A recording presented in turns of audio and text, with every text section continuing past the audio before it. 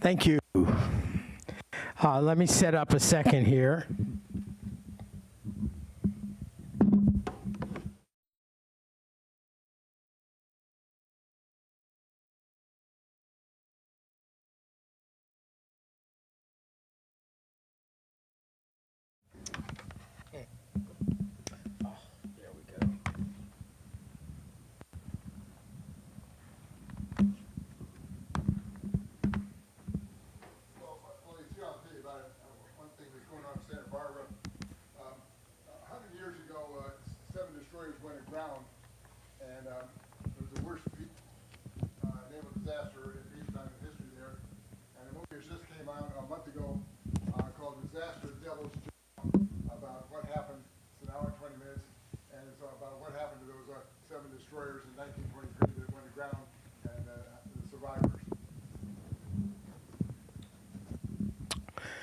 Okay, so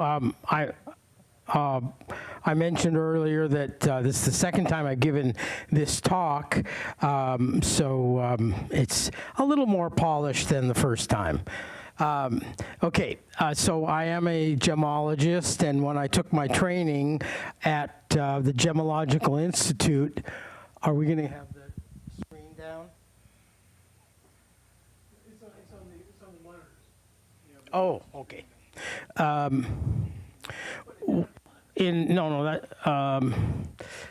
Yes, because I wanted to be able to. There might have been a problem with the projector, so I might be speaking out of school. All right. I just wanted It's on the side screens, Charles. Okay. So we don't have the. Okay. And at your foot there, you can see what's on the screen. Okay. I got it. So when I went to the Gemological Institute in the late 1970s, one of the hot topics was exactly what I'm going to be talking about tonight, and that is the rediscovery of the jade mines that had been lost for 500 years in Guatemala. And it was an American couple who went down there and looked through and looked around for a year before they did finally discover the sources of the jade that was used for these carvings by the Maya people. And so it was, as I said, at the Geological Institute, it was a big, it was very exciting, this rediscovery, and I was very excited about it too, and I was looking forward to going down to Guatemala, but it never happened, except last August of 2022, I finally went down. So that was only 40 years later, almost 50 years later. And it started when my wife and I, Betty, accepted an invitation from our son who does international development work, and he had a project down in Guatemala, and he was going to go down there, and so we tagged along with him, and it was a perfect opportunity for me to actually visit the jade mining areas and get to know what it's all about. Our son's project down there is mitigating climate change, so he goes once or twice a year just to check in with the headquarters where they're doing the work. So the first slide is the first image, which is the title of, let me see what yeah, okay. I'd just like to be able to see it. There we go. Is a mural at the Guatemala airport as you arrive, and it shows the image of the big pyramid of Tikal, their ancient city, and that's the introductory image. Can I have the next slide, please? Okay, this is what I'm going to be talking about tonight, is First, the geology of the jade deposits in Guatemala and their history and later rediscovery with a few maps, something about the tectonics, plate tectonics, continental drift, some geochemistry, and the beginnings of the, I'm sorry, that's that one.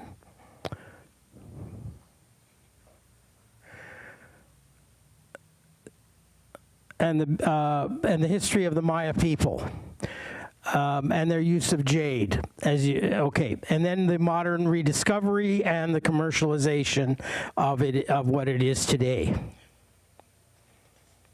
Next slide, please.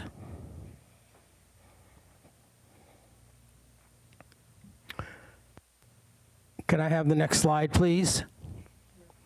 Okay, this is an animation of the, starting from 180 million years ago, when all of the continents there was a single supercontinent called Pangaea, and the rest of the Earth was surrounded by water, and then it started to break apart and form the continents as we know them today. Thank you. Okay, so can we do that animation again? Go back and yes, there you go. Keep an eye on the continents as they floated around the surface of the Earth and then reconnected. And then on the left, of course, is North and South America, and we're going to talk about what's in the middle of North and South America.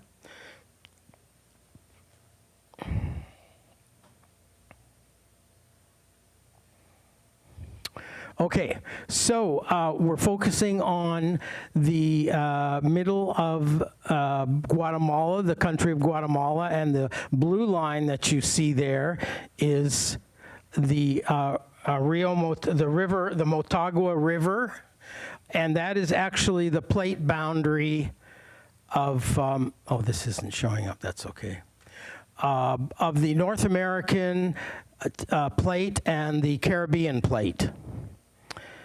As it's located in Central America. And it's very active still. Next slide, please. When I prepared this report for the talk last year, this was a listing of 7 earthquakes that had occurred in 11 days before I was giving the talk. So it's a very active, earthquakes of more than 4 magnitude. So it's a very active region still as the North American and Caribbean tectonic plates are moving across each other. We were there a week and we didn't feel any, but that was unusual. It's just that there is always things that are happening in Guatemala. Next slide. So this is the red line is the route that we took leaving from Guatemala City after we flew in. This was almost a full day trip, starting from Guatemala City going northeast on the red line, the highway, and then until we hit the Motagua River, and that's again where the what's called the suture zone between the 2 continental plates, and that's where the jade formed. And we stopped in the I-3 location and the I-2 location in the middle of the day, and eventually went on to the end of the day where we stopped in Rabinal, and we'll talk about Rabinal shortly. Next slide. Okay, so this is a geologic map of the Guatemala suture zone. The north side is the North American plate, and the south side is the Caribbean plate. And it's color-coded for the different types of minerals that are formed there. The little inset to the lower right shows that the suture zone actually extends out into the Caribbean, and on some of the islands there they have similar geology. Next slide, please. All right, these are some bar graphs of where the jade formed. The top one is an overhead view of the lower two side views of the suture zone. I'll just quickly explain what it is. Those green zigzag lines show the jade, the location of the jade, and the environment in which it formed. Across the bottom is the age, and so in the middle bar, which represents the northern part of the Motagua Fault, it formed from 60 to 80 million years ago, approximately, and at a pressure of 5 to 10 kilobars and a depth of 20 to 40 kilometers. The lower bar, which is the south side of the suture zone, that jade formed 120 to 180 million years ago, 160 million years ago, at a slightly higher pressure of 10 to 15 kilobars and a slightly deeper depth of 40 to 60 kilometers. Next slide.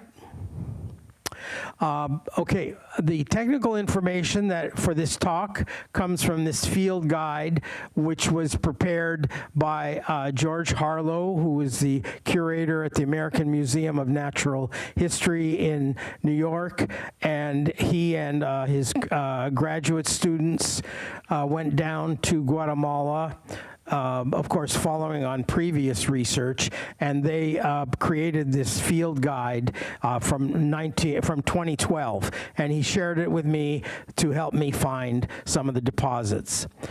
And so a lot of the technical information comes from this guide. Next slide, please.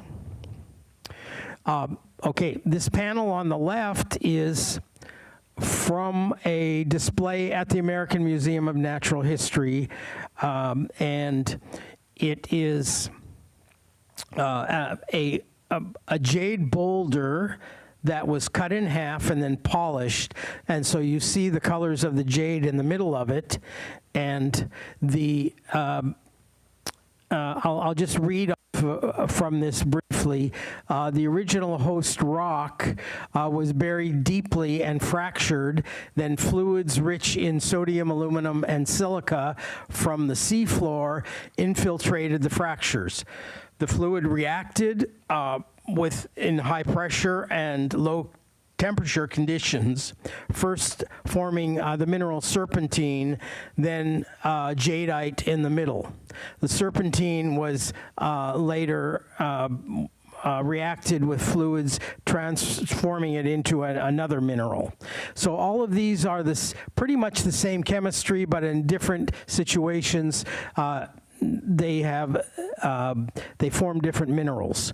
And the center of that picture, where that shows a little bit of a lavender color and a little bit of a light green, that is the jadeite. That's the prized, hardest mineral that is prized around the world. And then the darker edges are the other minerals that are related.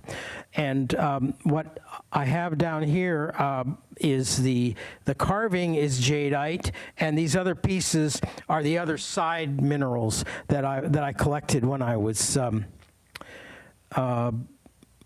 doing some prospecting out there. You'll see that. The triangular graph on the right, again, this was done for a geology class, and they love these kinds of diagrams. It just shows how different minerals are formed based on their relationship to the chemistry of it. Next slide, please. All right. Here I am at work, doing my thing. The only thing I need to mention, if anybody notices it, is that I've got a claw hammer, and that's not what geologists use. My rock hammer, which has got a flat end on the back and a pointy end on the front, I was worried that TSA wouldn't let me. I was carrying my bag on, and so I left it at home. And the first thing I did was go to a hardware store, and I bought a claw hammer. So there I am at work I think I'm wearing the same shirt tonight. How about that? I do have more than one shirt.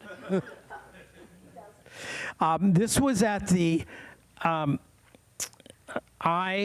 as you may remember the map, the previous map, this was the I-2 location, which was a little bit off the highway, and we had to go up on a dirt road to get to this location, and that's where some of these pieces are from that I have.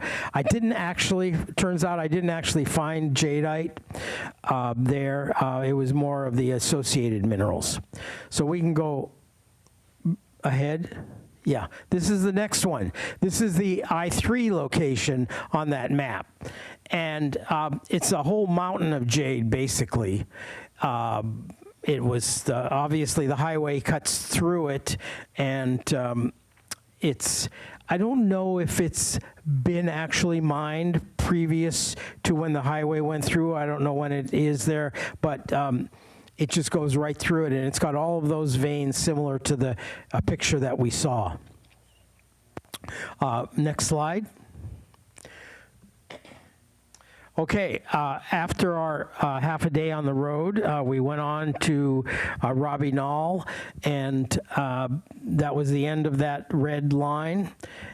And this is the headquarters town, village of about 15,000 people, where this NGO, non-governmental organization, is headquartered that is helping. It's sponsored by Rotary International, and it's training the people how to deal with the changes due to climate change, the changes in agriculture.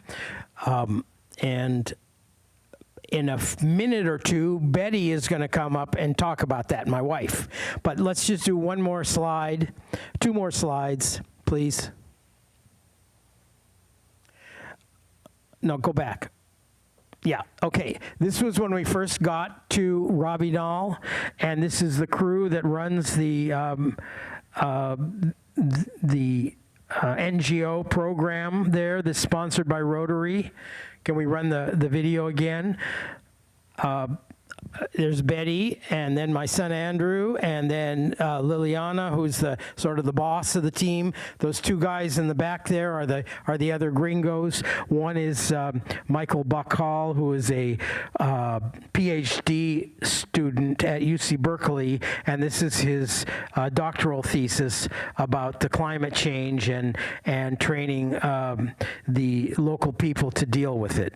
And there's a team of about a dozen. They all speak Spanish. They were actually, their high school was paid for by the Rotary International. High school costs money, and most kids don't go to high school in that part of the world. So they're all literate, and they're educated, whereas in that part of Guatemala, there's not a high level of literacy.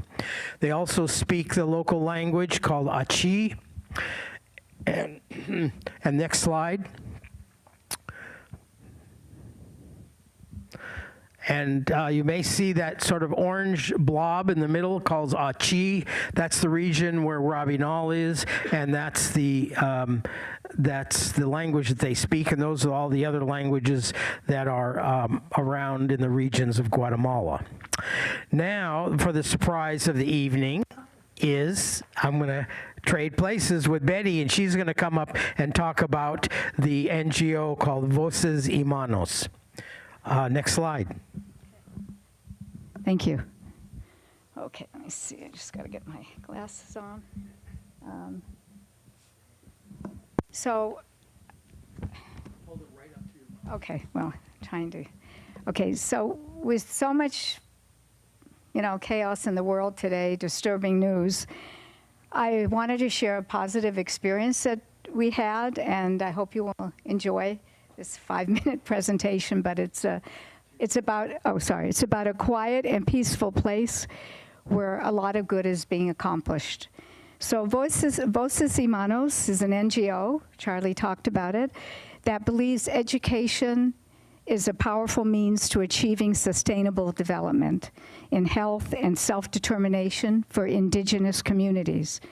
So our St. Andrews started visiting Guatemala in 2007, and in 2016, he joined the board as a director of monitoring and evaluation. And it's located, you know, Charlie, in Rabanal, which is located in the central highlands of Guatemala. It is a scenic drive, about 3 hours from Guatemala City, and it's a small town with a population of a little over 15,000. It is tropical, surrounded by mountains and lush vegetation. However, the last 10 years, there has been climate change, and there was a terrible drought. And the effects of climate change, you know, obviously resulted in the drought.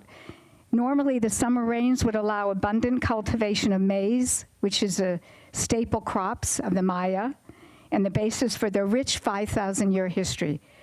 Lack of rain or unpredictable rain has become the norm, undermining the farmers.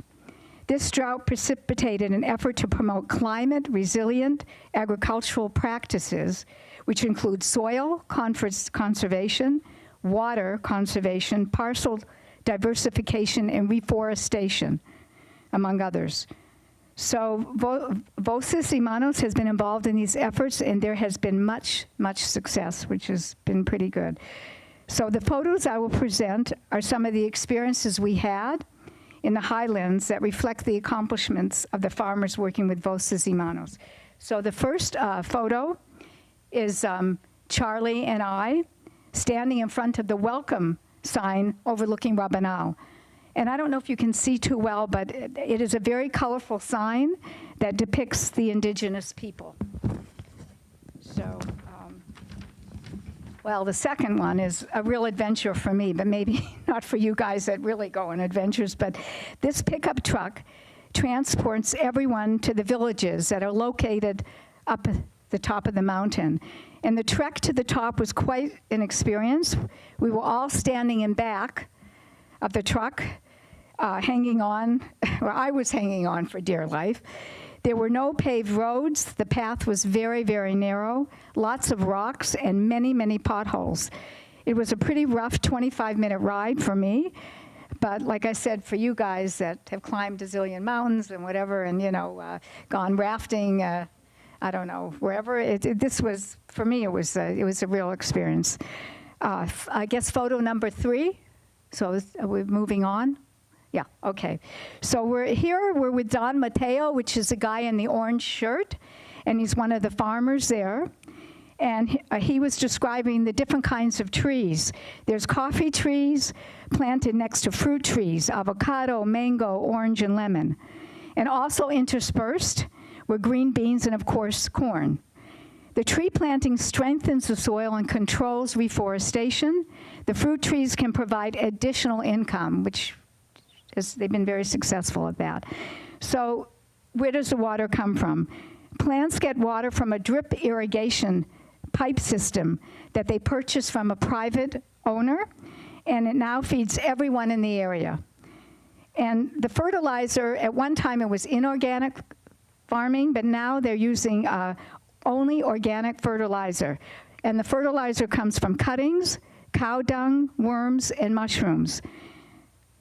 Let's see. Oh, and then photo number is at the pond. Yeah, the fish pond. So they do have they have several fish ponds, and it's another way of diversifying their income. This particular fish pond has 500 tilapia fish. Okay, let's see the next photo. Oh, okay, so on the way down, Don Mateo took us to a sacred waterfalls. It's very spiritual for the indigenous people. And then there's me, as you can see. On the way down, I decided to get in the car and drive, you know, go with the driver down, because it was just, it was really, I thought, pretty treacherous, but anyways. So I guess the next photo. Okay, the next photo is, hold on. Oh yeah, we went down to the lowlands, and there are many farmers there that, of course, raise mainly corn. We visited one of the farmers, and he described, I like to use this, the work that goes into the corn production, and it's really a daunting task. Most of the farmers have no outside help. It's only family run, family owned. And then he showed us the different types of corn. You've got the yellow, you've got the purple, you've got the white corn. And the final photo is, I'm at another farm, and we went through the cornfields called milpa. They're called milpa, and with one of the young workers who brought me a live turkey. So I never got to the cornfields of Iowa, but I did get to the cornfields of Guatemala, Rabanal. And I didn't get lost either. Okay, so that's my story. So, Thank you. Thank you. All right, so after 2 nights in Rabanal, we drove back down to Guatemala City and got on a plane and flew up to the north. You might be able to see it says Flores. That's the town closest to Tikal National Park. Next slide.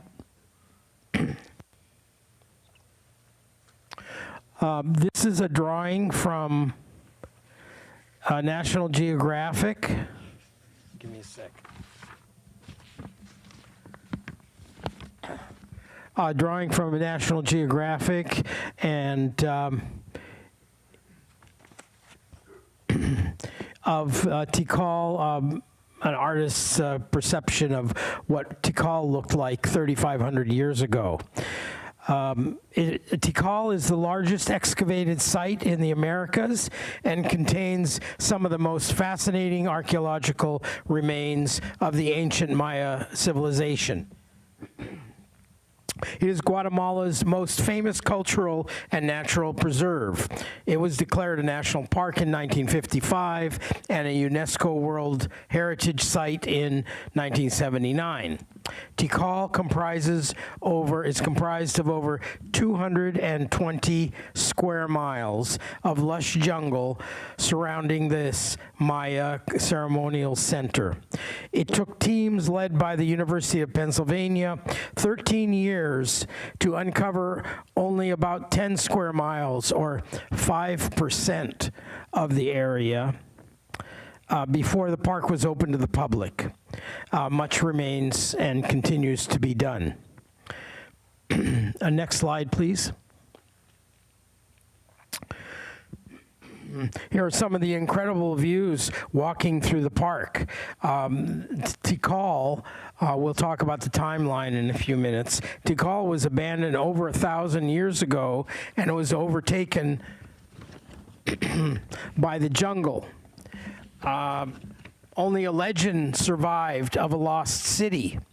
Then in 1848, as demand for chicle, the base of chewing gum, grew, a local chiclero ventured into an area of virgin jungle and saw the tops of one of the pyramids. Within a few years, archaeologists from the US and Europe were visiting. Next slide, please.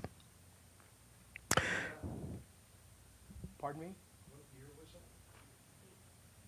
1848 was when it was first discovered.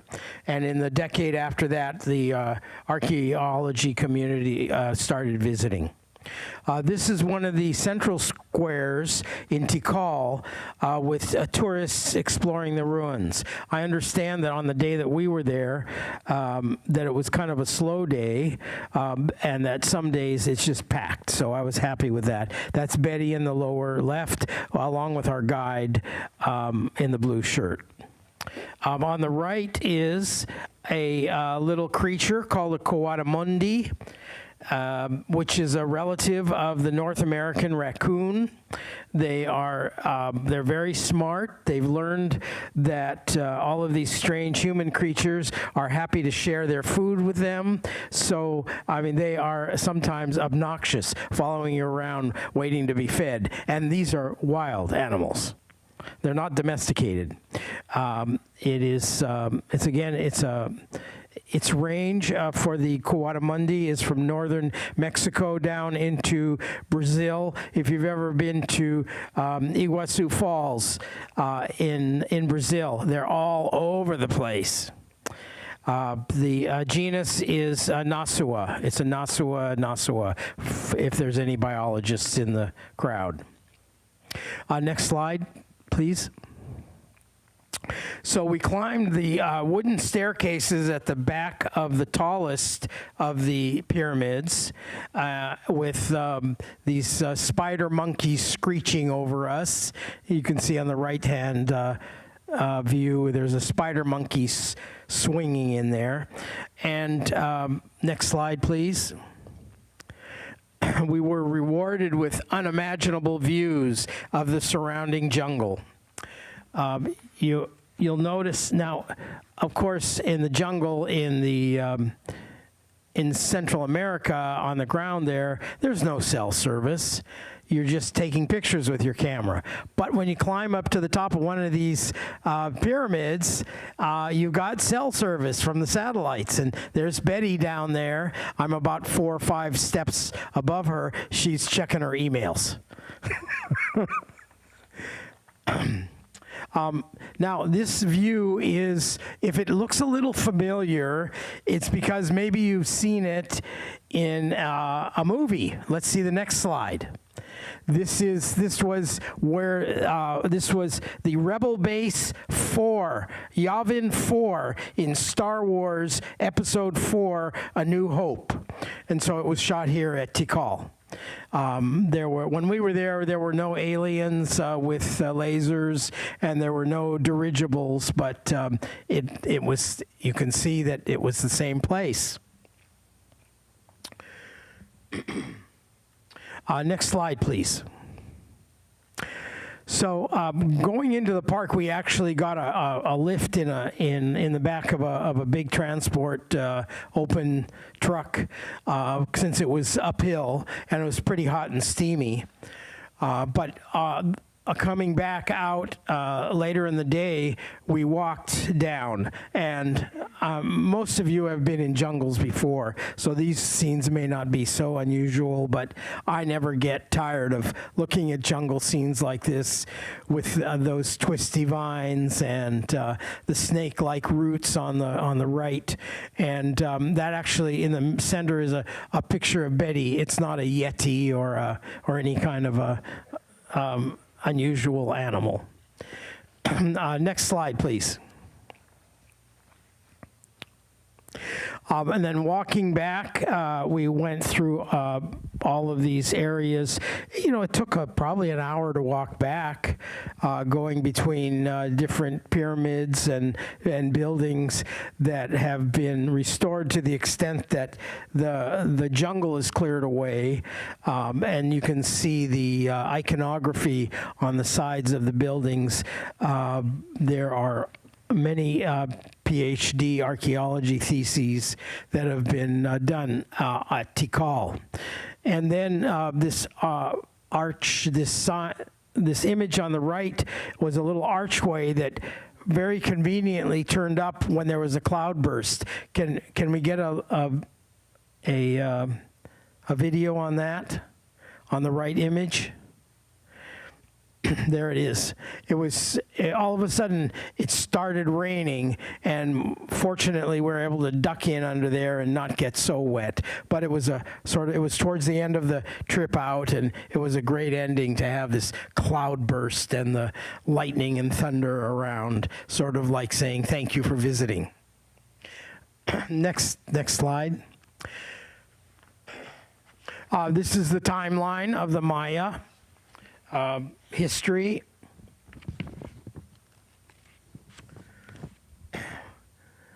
Archaeologists have divided this 4,400-year time span into 4 periods.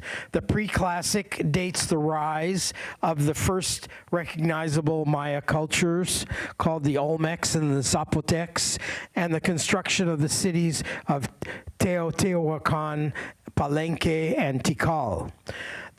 Next, the classic period dates the development of the calendar, mathematics, and writing. And then and this was all occurring at the same time with similar levels of sophistication, if you will, as like the Egyptians. So this, I mean, we maybe think of this as kind of a crude or backward culture, but it was the same thing that was totally independently developing separately from that great culture of the Egyptians at the same time. The post-classic period dates the decline of the Mayas and the rise of the Aztecs, who were the largest empire of the native people in Mesoamerica when the Spanish arrived in the early 1500s. Next slide, please. The Mayas and the Aztecs offered the Spaniards carved jade idols as welcoming gifts, but the Spanish were not interested at all. They came looking for gold and silver and emeralds, because they'd found emeralds in Colombia not far away. And also, this was idol worship, which the Spaniards, being Christians, just couldn't deal with that. These are probably some of the types of masks and figures that might have been offered, carved from different colors of jadeite and related materials. In fact, the Spanish, as they conquered these different civilizations, they forbade the carving of idols, since that was pagan, and even under penalty of death. And within a few decades in the 16th century, there was no more stone carving done, and the knowledge of where the carving material came from was lost within a few generations. Next slide, please. Okay, so fast forward to 400 years, and this was one of the first publications of refinding the jade in Guatemala, the sources of jade in Guatemala in the rocks. It was done. It was a Smithsonian publication in 1957, Mineralogical Studies on Guatemalan Jade, and this was a very important step in the reopening of the jade business. On the right is this young American archaeologist. Her name is Mary Lou Rittinger, and this is her husband on the left, Jay Rittinger. She was still in her 20s. He was about 20 years older than her. And he actually was a banker. She was the archaeologist, and he was... And so they went down to Guatemala and spent a year going along the Rio Motagua there in the suture zone looking for sources of jade. And then in 1973, they actually found their first outcropping of jade. It was just a small section, about 3 by 2 meters, surrounded by material extending another 6 or 7 meters in each direction.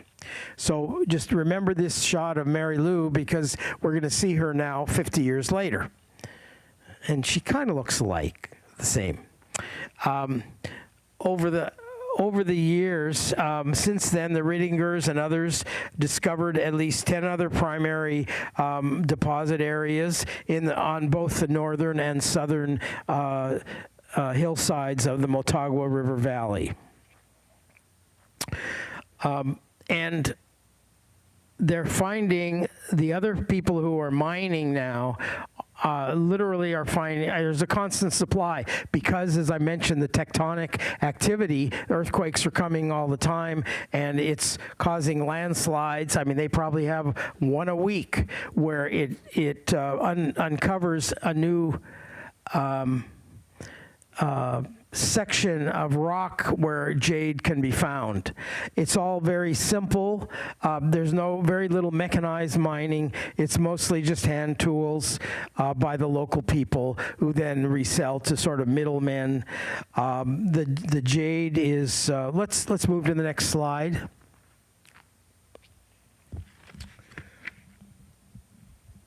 The first article about jade in National Geographic was 1987, and that's the cover there, but there's been several others since then as well. On the right are different colors of jade from Guatemala. Now, what you see in the upper right, that gorgeous translucent green gem in the ring comes from Burma, and this is what's called imperial jade, and that ring sold at auction for over $1 million. But these different colors of the opaque jades from Guatemala, you can buy them. They're like thumb size, and you can buy them for $100. So they're the same minerals, but there's obviously a difference. The Guatemala jade is mostly sort of decorative that they use to make carvings out of, and they'll try to put it in jewelry, but it's just not the same as the jade from Burma, the same quality.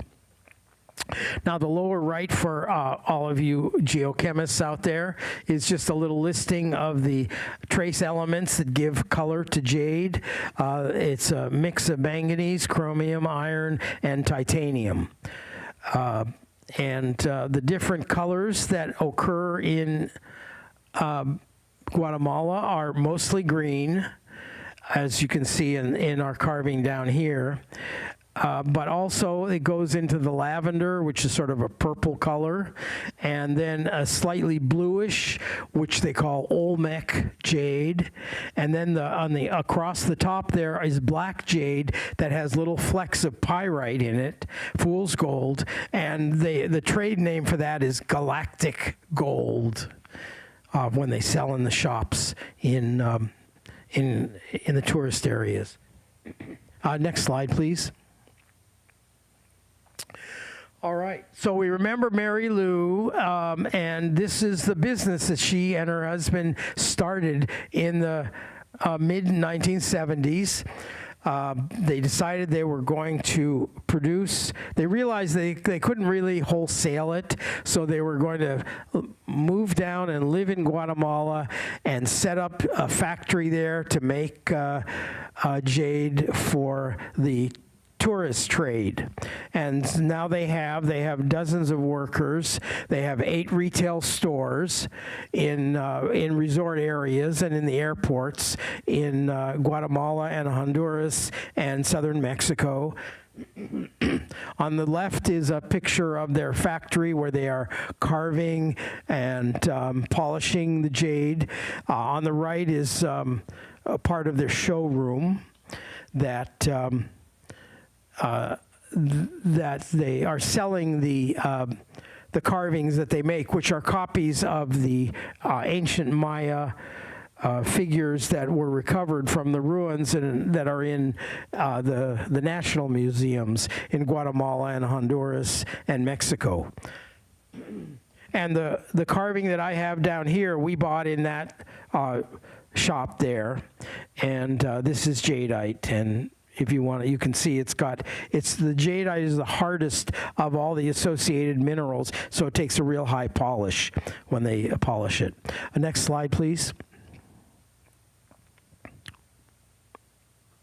Here is me, again with my famous shirt. I was wearing a different shirt on one of those earlier slides. And Mary Lou, 50 years later. I had never met her before I went down there, but I just sent her an email a few weeks before, and I said, hey, I'd like to meet you, and I'm coming down with my wife and my adult son, and can we meet you? And she said, sure, come on down, y'all. She's originally from Texas. And so she has been living down there now 50 years. Her husband passed away about 10 years ago. This is going over some of her archives, and I brought her some things. I brought her some presents, some, books and guides. And so we became best friends, and we had lunch together. We spent most of the day together.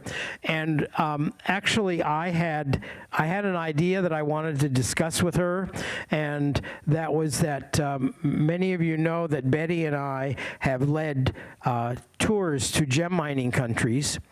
We did it mostly through the Natural History Museum of Los Angeles County, and we did 3 trips to Brazil and 2 trips to Thailand and Sri Lanka and Madagascar and Germany. But we'd never been to Central America, so that was my idea. And she said, that's exactly what I've been thinking about. So we had a meeting of the minds on that. Now, it's been a year since we met, a little over a year, and she actually sent me an itinerary a few weeks ago of a gorgeous trip that we're going to put together, maybe in the spring we're going to do. It'll be a 1-week trip of the Motagua River Valley, the JADE mining areas, and some great dude ranches to stay at. And then we'll go up to Tikal, and we'll end up here. Oh, this is in Antigua. This is the colonial capital where her factories are. It's sort of southwest of the capital city. Next slide, please. Here's images of her factory. She has her own museum there of reproductions, of course, and and that's the showroom on the lower right side. Gorgeous. She's really done it right. And she's been very successful. The most successful, I believe, of all of the entrepreneurs that have developed the jade tourism trade in Guatemala. And her competitors in Antigua are former employees that just copied what she's done. Next slide, please. And here she is explaining the different charts she has.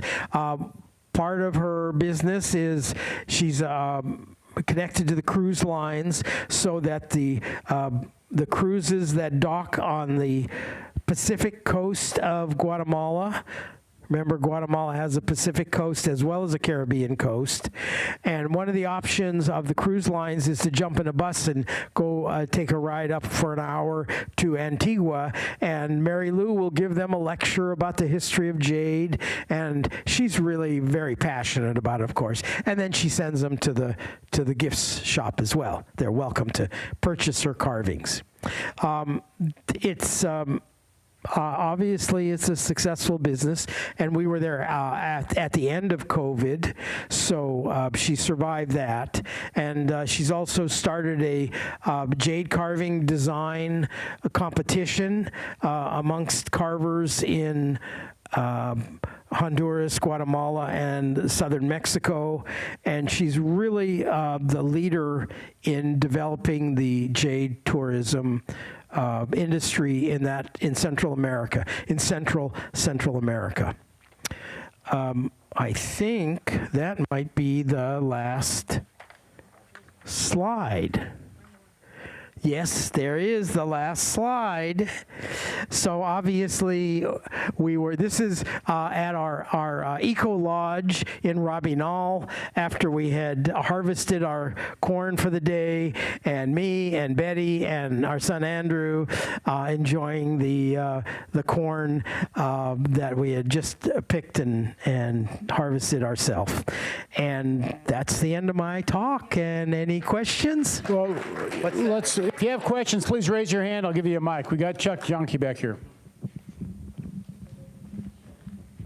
Fantastic. I've been to a lot of those places. Tell me what the ancient people did. What is it? First of all, what is the hardness factor of jade? The jadeite is on the Mohs scale, 7 to 7.5. In that range, but jade is often mixed with other minerals, and then as you get into the softer, the nephrite, which is a softer jade, that's down around 6, and there's antigerite and there's agerite, and those are just get softer because they formed at lower pressures and lower temperatures. And what kind of tools were they using to work the jade? In tools Yeah. in ancient times, they were using garnet. Garnet is harder than jade, so they would have used garnet powder for their polishing, I'm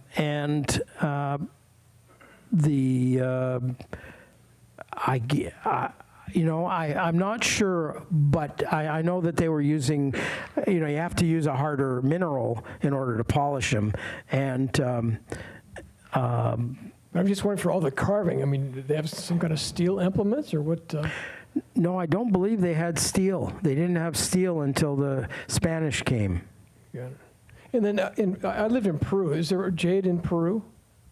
No, it doesn't occur in Peru. It's just along the basically along this suture zone across Guatemala, and it's supplied all the jade that goes up into New Mexico. They found jade that's been imported from New Mexico because there was a lot of trade. I'm just curious on the security side, is there a black market on this, or are the security issues bringing it out that they need to be aware of? No. Okay. I'll just speak to nowhere where we were. There is like narco traffickers that use Guatemala as a transit area. There's no, as far as I know, they're not growing any drugs there, but the stuff that comes from Colombia passes through Honduras. I'm not talking about drugs. On the jade, is the jade a product that they would want to get because of its value, and is there a security issue on the jade itself? Okay. This is not valuable jade. The majority of what they are mining actually gets sent to China, where they sell it to the tourists as Chinese jade. Yeah. 3 questions. First one, do I assume that there's no jade occurring in North America? What occurs in North America is a different type of jade that's called nephrite, and there's plenty of nephrite in North America on the central coast of California, and then up into British Columbia and Wyoming. Those are huge jade deposits, but they're the softer nephrite jade. Okay, thank you, because I thought there might be. There's a North American plate, a central Teutonic plate, and is there a South American plate as well? Yes, there is. There's a Pacific plate. There's. We could run that animation again, but there are 20 or 30 major plates around the Earth, maybe more. I was just curious if there was one further south, and I assume there is. Yeah, there's a Pacific plate, and there's a South American plate, and there's several plates in all around the world.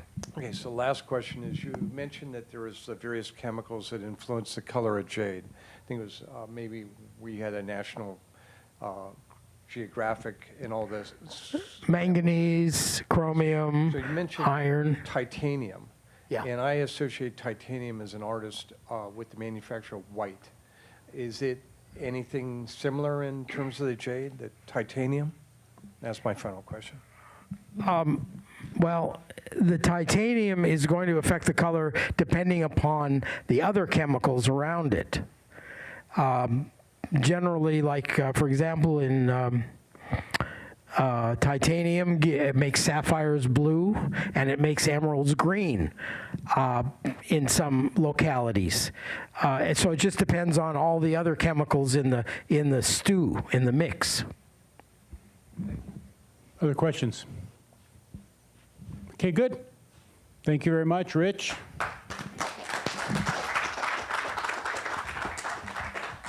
right, Charles, stay up here 1 second here. Got a certificate of appreciation for you. Thank you. You know the drill.